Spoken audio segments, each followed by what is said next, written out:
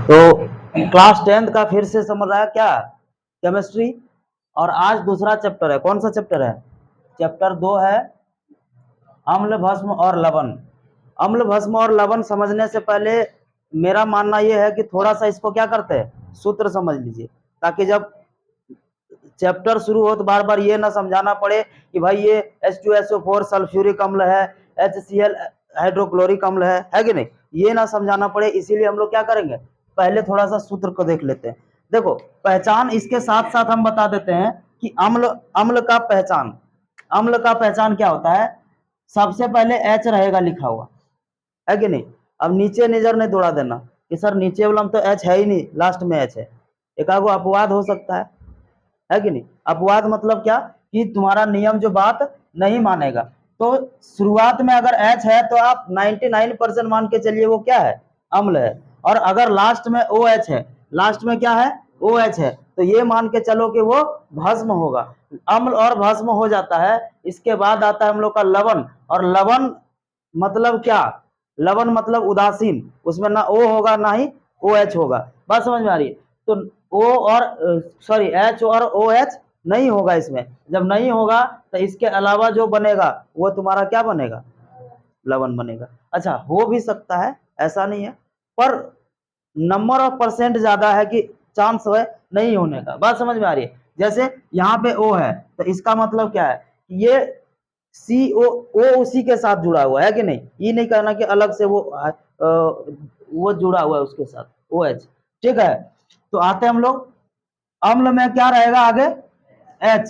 तो HCl क्या कहलाएगा, हाइड्रोक्लोरिक अम्ल। H से हाइड्रोजन होता है और C से क्या होता है, क्लोरीन होता है। तो दोनों को मिला करके क्या बना दिया गया है, हाइड्रोक्लोरिक अम्ल। H2SO4 ये सल्फ्यूरिक अम्ल कहलाता है। क्या कहलाता है, सल्फ्यूरिक अम्ल। इसको तेजाब कहते हैं। बैटरी में कौन सा, बैटरी जो होता है बैटरी, उसमें तेजाब रहता है और यही तेजाब रहता है। इसको छिड़क दो किसी पर तो क्या हो जाएगा, जला दिया जाता है उसको। तो इसीलिए इसको बहुत ही, इसको जो है खतरनाक भी बोला जाता है, खतरनाक अम्ल होता है ये। उसके बाद HNO3 ये है नाइट्रिक अम्ल, HCO3 ये है कार्बोनिक अम्ल, H3PO4 ये है फॉर्मिक अम्ल, HF ये है फ्लोराइड। यहाँ पे गौर करिएगा, Cl है तो इसको हाइड्रोक्लोराइड भी बोला जा सकता है। बात समझ में आ रही है, हाइड्रोक्लोराइड। तो इसी प्रकार F रहेगा तो वो फ्लोराइड, I रहेगा तो आयोडाइड, Br रहेगा तो ब्रोमाइड। बात समझ में आ रही है। H जिसके साथ जुड़ा हुआ है वो उसी के राइड में हो जाएगा। माने F के साथ है तो फ्लोराइड, H I के साथ है तो आयोडाइड। I का क्या होता है, आयोडीन होता है ना, तो आयोडाइड। Br का ब्रोमाइड। इसी प्रकार से यहाँ पे Cl है तो क्लोराइड भी उसको लिखा जा सकता है, इसमें कोई संदेह ना करें। CH3COO या फिर CH3COOH ये एक तो अपवाद है जिसको मान के चलना है अम्ल ही, लेकिन आगे H ना होकर के कहाँ है, पीछे है। तो ये है एसिटिक अम्ल होता है। क्या है, एसिटिक अम्ल। भस्म की पहचान है, लास्ट में OH रहेगा, OH NaOH। Na मतलब क्या होता है, सोडियम, और OH मतलब हाइड्रोक्साइड कहलाएगा। क्या कहलाएगा, हाइड्रोक्साइड।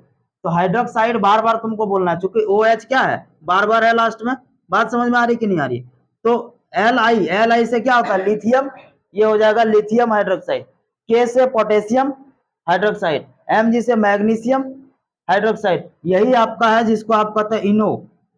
ठीक है, पेट में हो गया हाइड्रोक्लोरिक अम्ल ज्यादा, पेट में हो गया हाइड्रोक्लोरिक अम्ल ज्यादा, आप तुरंत उसमें क्या करिएगा, मिल्क ऑफ मैग्नीशिया यानी कि मैग्नीशियम हाइड्रोक्साइड मिला दीजिए। आपको वो क्या कर देगा, न्यूट्रल, न्यूट्रल कर देता है।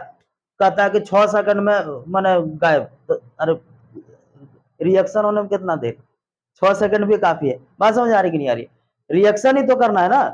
अम्ल तुम्हारा पेट में पहले से मान लो मौजूद है, जब ज्यादा शरीर में पेट में अम्ल बढ़ जाता है तो उसको कहते हैं एसिडिटी, और पेट में हम लोग का या छाती में जलन होने लगता है।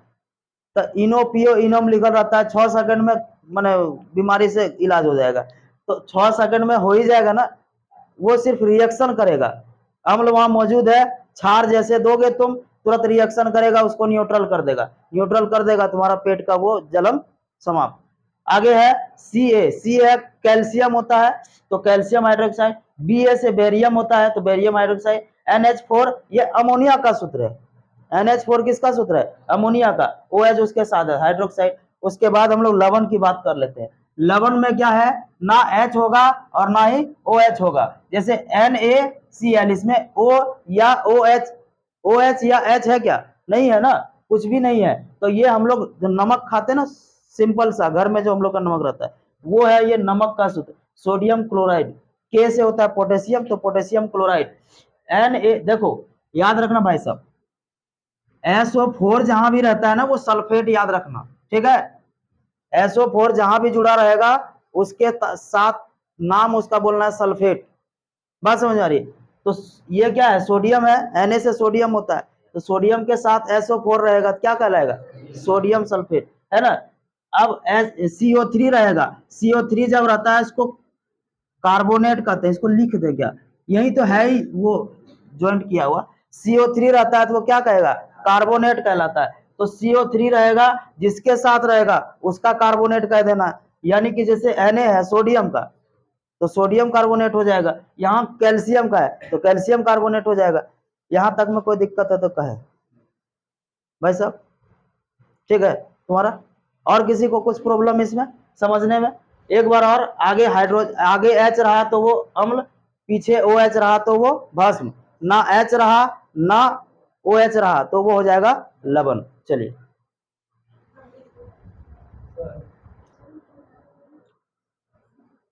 आगे टॉपिक है, हम लोग अम्ल और भस्म की विशेषता को समझेंगे। अम्ल और भस्म में क्या क्या मुख्य मुख्य रूप से विशेषता, अभी लिखिएगा नहीं, लिखा तो देंगे ही, है ना, वो चलते रहेगा, लेकिन समझिए समझिएगा कि अम्ल का स्वाद कैसा होगा। अम्ल का स्वाद खट्टा होता है। अगर नहीं पता चल रहा है तो अभी घर जाओ और नींबू या फिर अचार कुछ भी होगा, है ना, उसको खा करके चेक करो, खट्टी है। अगर खट्टा है तो वो क्या है? अम्ल है। लेकिन अगर वो कड़वा है, कैसा है? कड़वा। भस्म का स्वाद कड़वा होता है। अब कहेगा कड़वा कौन सी होता है? कड़वा होता है ना। तो नमकीन और करू ये सब तो पूछते हैं, अब कड़वा क्या होता है? तो अभी जाओ और निरमा घोर करके पी लो, ठीक है, तो उसको क्या कहेंगे? कड़वा। बात समझ में आ रही कि नहीं आ रही? अगला, अम्ल का पीएच मान। अच्छा देखिए, कुछ कुछ चीज जो है हम थोड़ा बढ़ करके बता दे रहे, चूंकि विशेषता बता रहे सारा बता दे रहे, ठीक है। फिर इसको हम समझाएंगे पूरा एक्सप्लोर करके। अम्ल का पीएच मान 0 से 7 तक होता है, 7 के बीच होता है।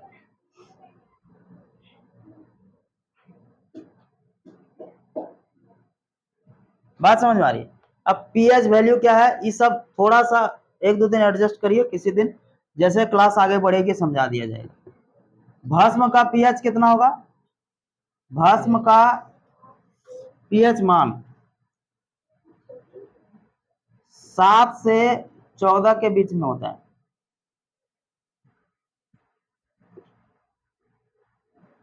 यहां तक में कोई कष्ट? एक वैज्ञानिक थे आर्हेनियस, क्या नाम था? आर्हेनियस। उसने कुछ कुछ अम्ल के बारे में बताया, भस्म के बारे में बताया। उसने ये बताया कि अम्ल को अगर जल के साथ अभिक्रिया कराया जाए तो वो हाइड्रोजन गैस देगा। कौन सा गैस देगा? Hydrogen gas. तो उसको भी देख लेते हैं कि अम्ल को जल के साथ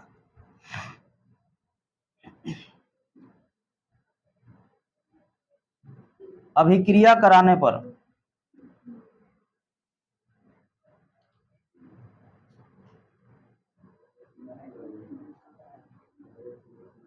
H+, ऐसे लिखना है H+, ठीक है, H+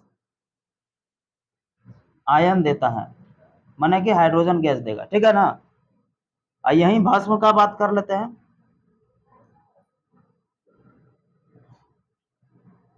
भस्म को जल के साथ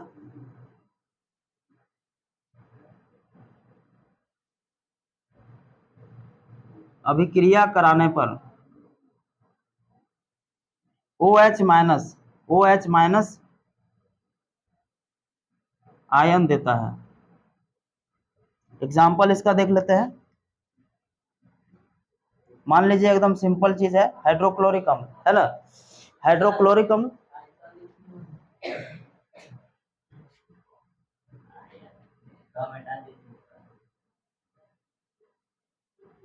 हाँ, खोरने वाला आदत है क्या?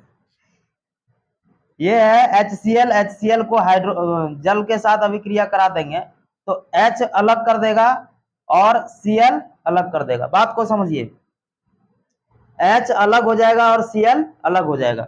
ये हर बार होगा, ऐसा नहीं कि सिर्फ हाइड्रोक्लोरिक अम्ल के साथ। जब भी तुम अम्ल के साथ अम्ल को पानी के साथ अभिक्रिया कराओगे तो H तुम्हारा हर बार साइड हो जाएगा और वहां पे क्या बन जाएगा, जो भी रहेगा वो अलग हो जाता है। बात समझ में आ रही? जैसे इसका एक और उदाहरण ले लेते हैं, NaCl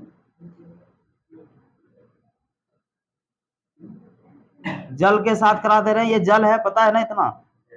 ये Na+ होगा और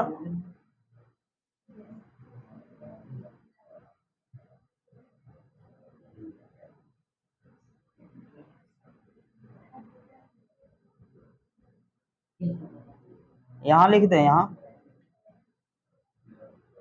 यहां लिख दे ना, OH- आयन देता है। ये क्या देगा? OH-। इसको नोट करिए, फिर आगे बढ़ते हैं। NaOH NaCl ना, यहाँ पे क्या होगा, NaOH, क्योंकि वो तो नमक था, तो नमक के साथ कराएंगे क्या बनेगा, सॉरी, ये NaOH, Na अलग हो जाएगा प्लस और OH अलग हो जाएगा माइनस। ये करिए इसको।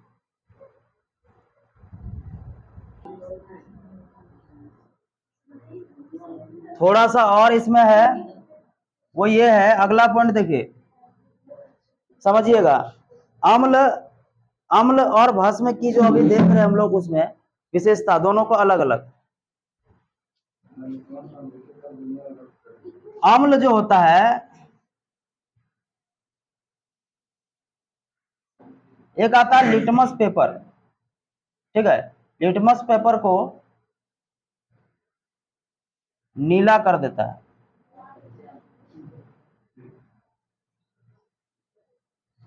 नीला लिटमस पेपर को लाल कर देता है, ठीक है।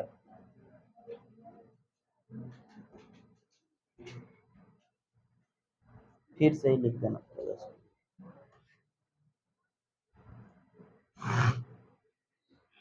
अम्ल नीला लिटमस पेपर को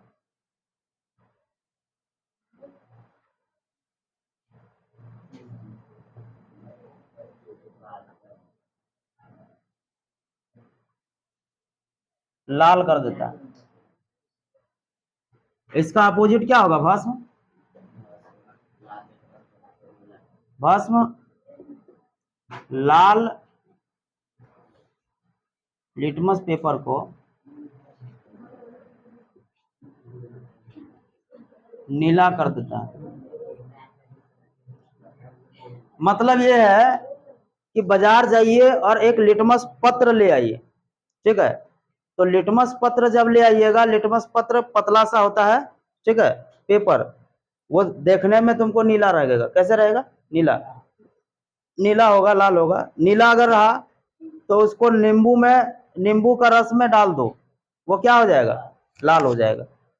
और वो लाल जो हो गया उसको वापस फिर तुम साबुन का घोल में डाल दो, वो क्या हो जाएगा, वापस फिर से नीला हो जाएगा। मतलब ये है कि वो लिटमस पत्र जो है, वो लिटमस पत्र का रंग बदल दे रहा है। कौन बदल दे रहा है? ये एसिड, यानी कि अम्ल, और ये भस्म।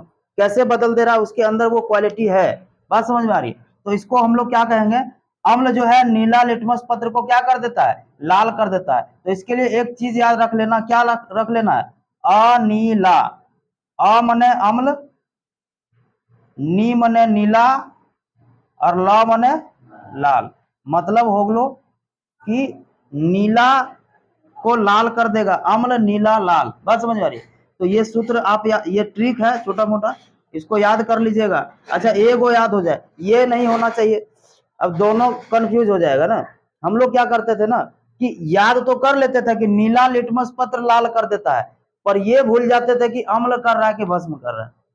इसीलिए इसको हम बता दिया कि अम्ल ही नीला लाल करेगा। बात समझ में आ रही है? तो जीवन में इससे फिर पीछे नहीं मुड़ना पड़ेगा, ये याद रह जाएगा हमेशा के लिए। इसको उतार लीजिए, फिर देखते हैं आगे।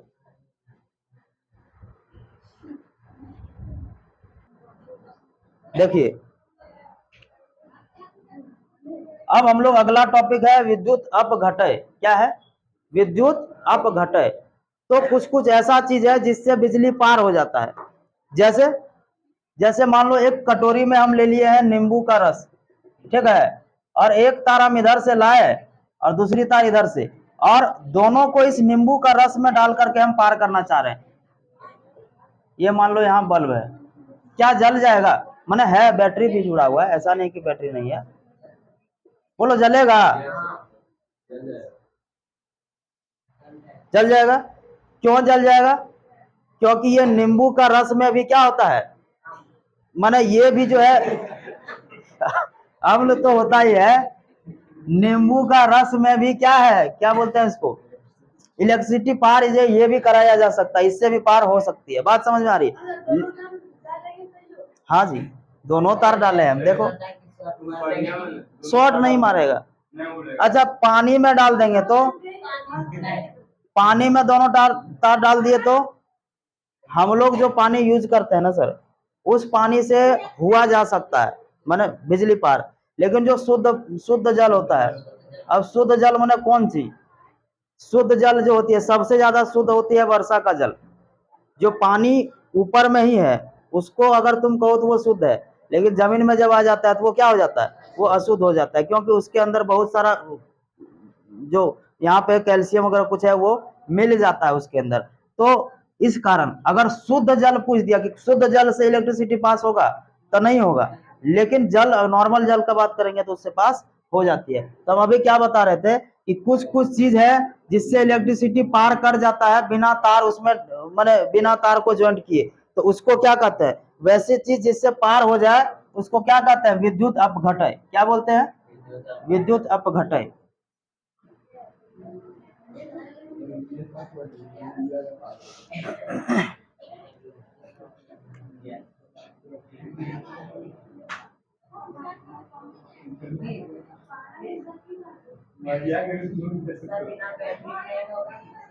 बैटरी होगा, बैटरी जरूरी है ना सर। देखिए वैसा यौगिक, ओ भाई, वैसा यौगिक जिससे होकर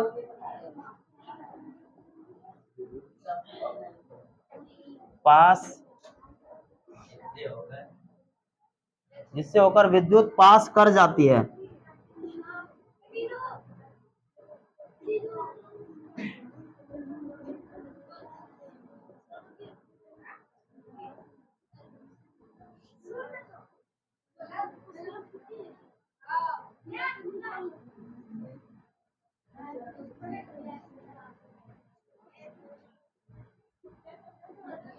उसे विद्युत अपघटय कहते हैं। जैसे अम्ल, भस्म तथा लवण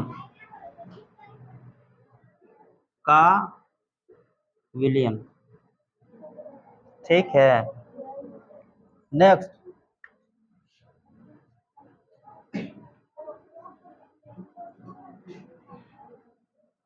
विद्युत अनअपघटय।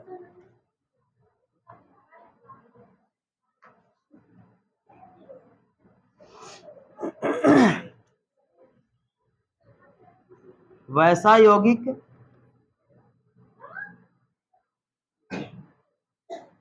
जिससे होकर विद्युत पास नहीं करती है उसे विद्युत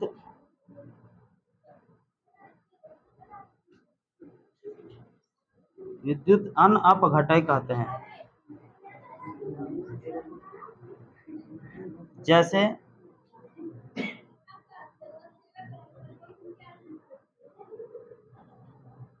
ग्लूकोज,